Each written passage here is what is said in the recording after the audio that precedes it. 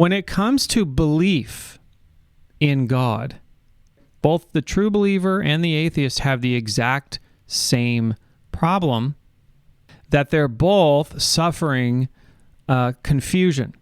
Hello, everybody. So this week, I'm going to talk about why is this happening? Why is there so much noise?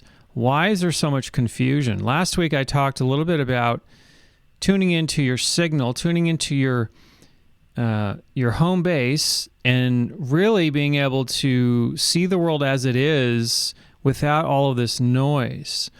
But the question, of course, is, well, why is there all of this noise, and who benefits from that? So the most obvious answer to who benefits, of course, is those who can sell you something, right? I talked a little bit about that.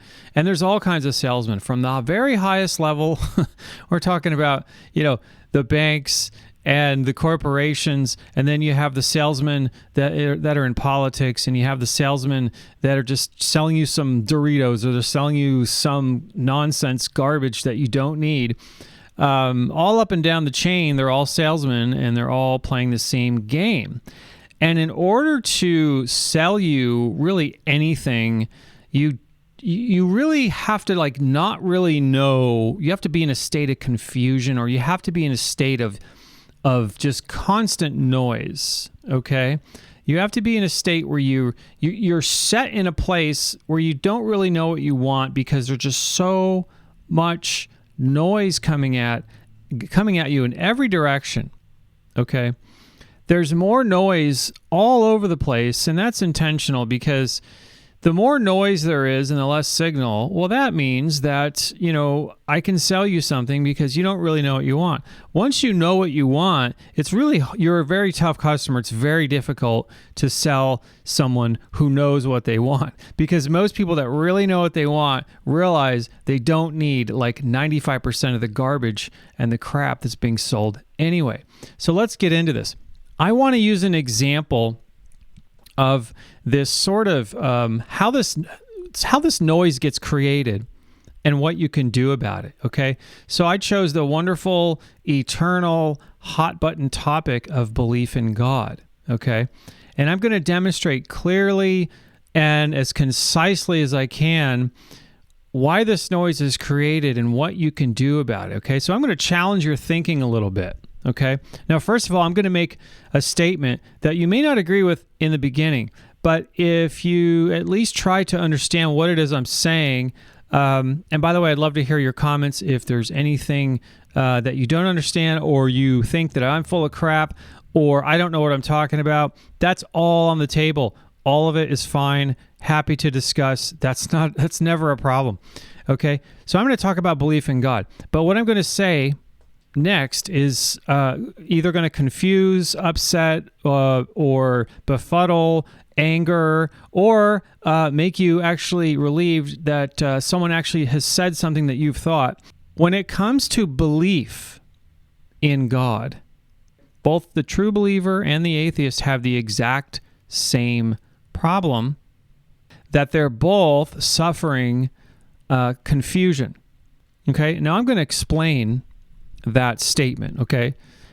And so first, I'm going to go to the Merriam-Webster dictionary, and I'm just going to go over some simple terms, okay? So I just want to be as open and simple about this as possible, because I really want to avoid any kind of logical fallacies, okay? Now, first, I'm going to read the definition of theist, okay? Theist is, of course, a believer. So according to Merriam-Webster, it says a theist is a believer in theism, a person who believes in the existence of a god or gods. Okay, simple, right?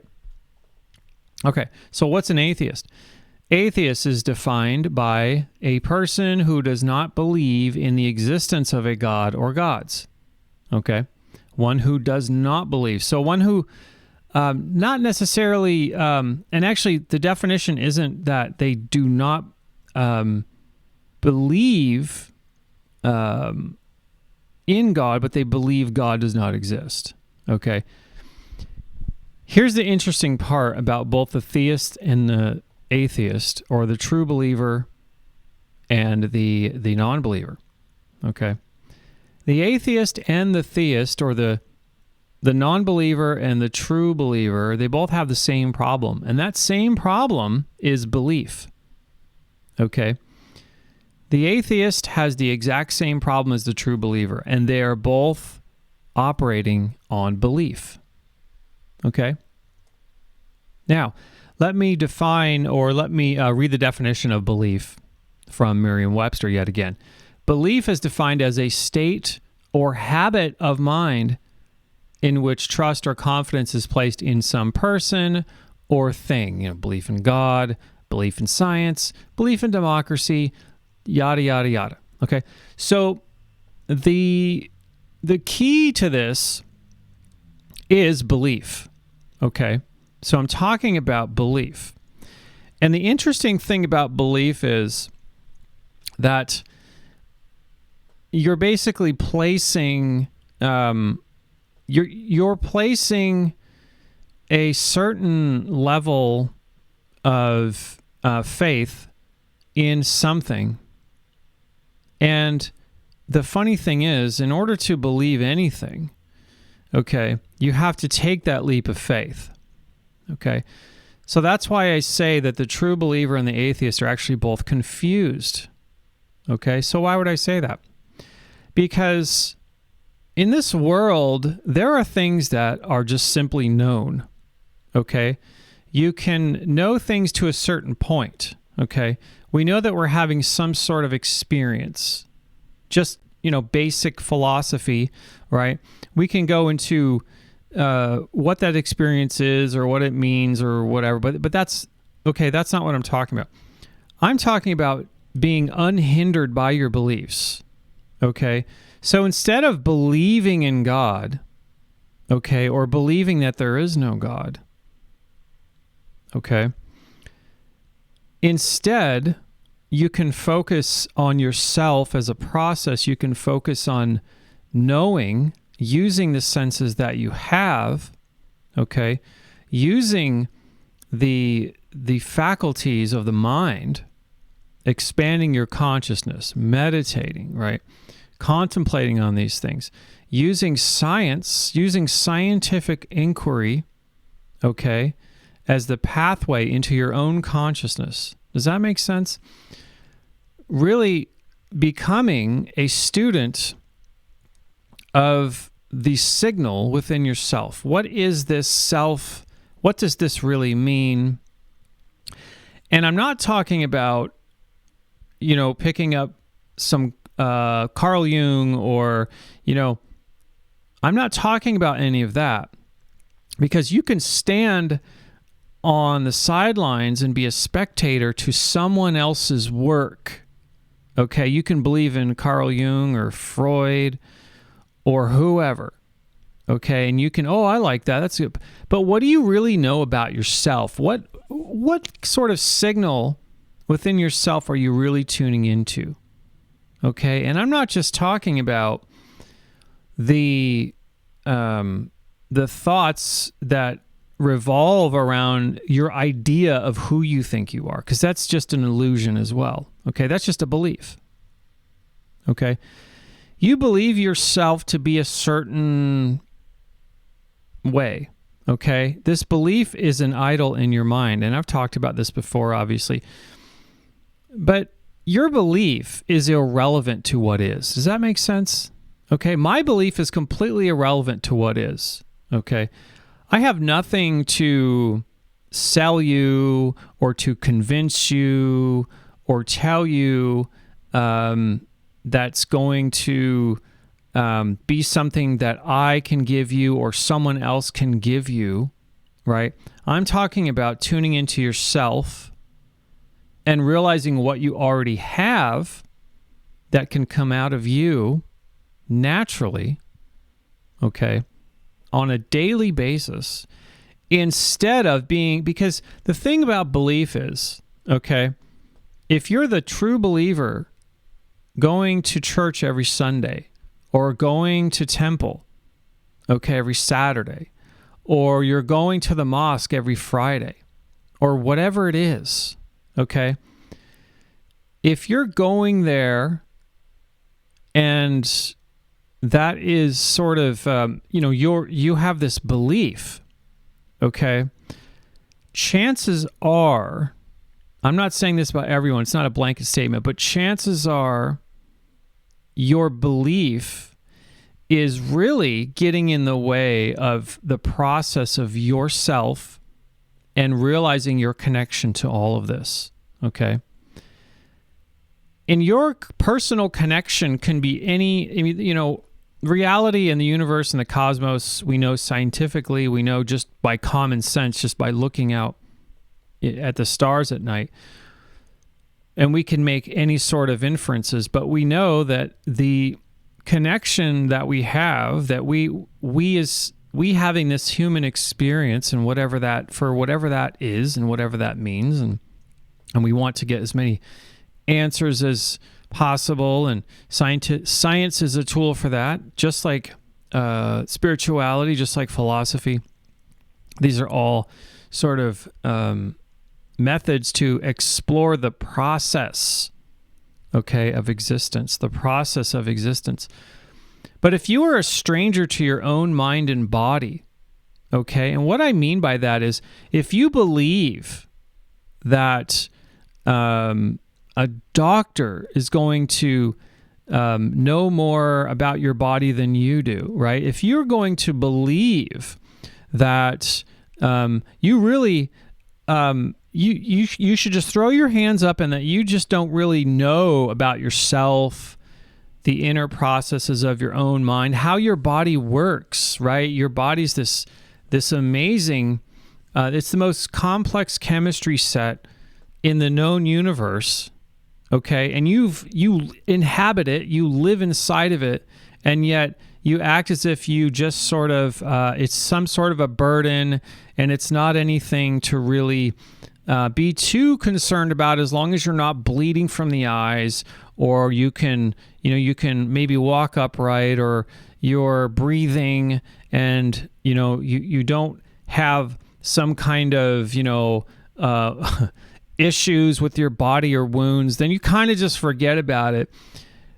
But in truth, if you don't realize, or you haven't even taken the time to realize that you've got, you're having this experience, whatever the hell this experience is, okay? You can call it whatever you want. It doesn't really matter.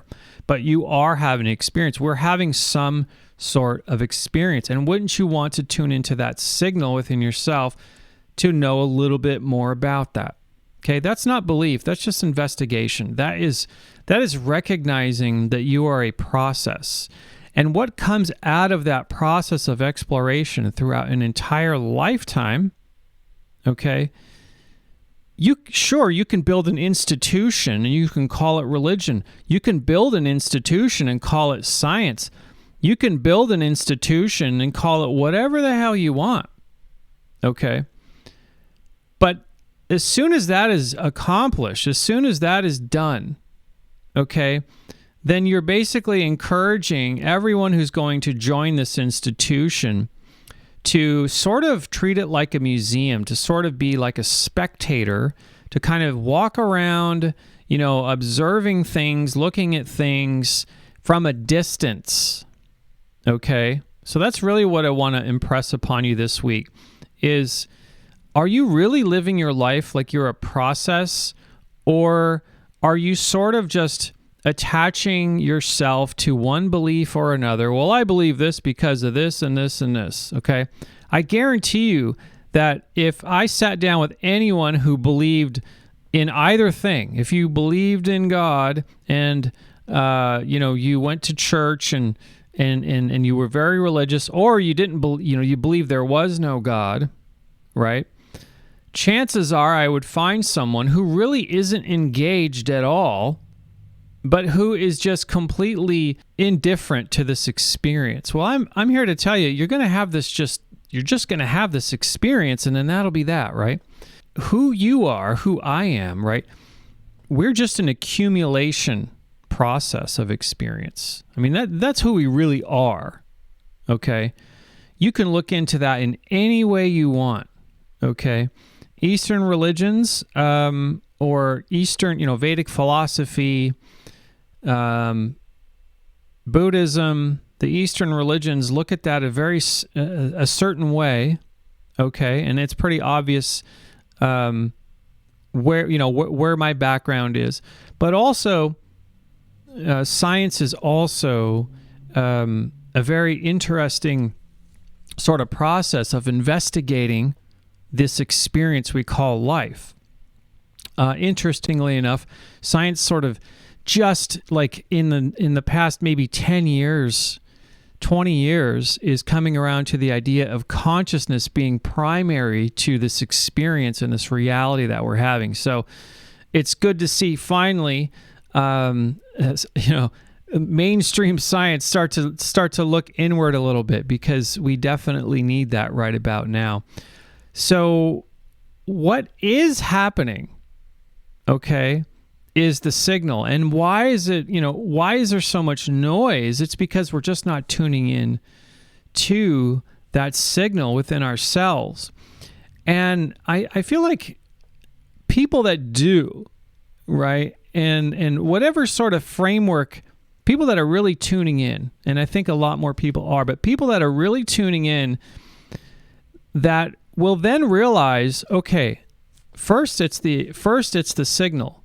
Okay, then if you want to be part of some sort of pre-constructed framework, right, an institution, okay, institutions are good in the sense that they bring people together, they give a common language, a common reference point, common culture, okay? So I'm not saying the institution should all be torn down, but what I'm saying is that most people that are in institutional thinking are just believers. They're not realizing they are part of the process of experience. Okay? It sounds so simple. Okay? It's so simple that it's not obvious to almost everyone, and that it's taken for granted constantly. But I'm telling you, if you understand yourself as a process, you're not some sort of fixed thing. This idea you have in your head of this who you think you are, well, that's just belief. We know we're having some sort of experience, okay? You don't have to be wrapped up in belief to recognize there's some sort of experience happening. So just start there, go inward, tune into that signal, okay, and begin to see the world as it truly is. So that's all I have this week. I'll see you next time.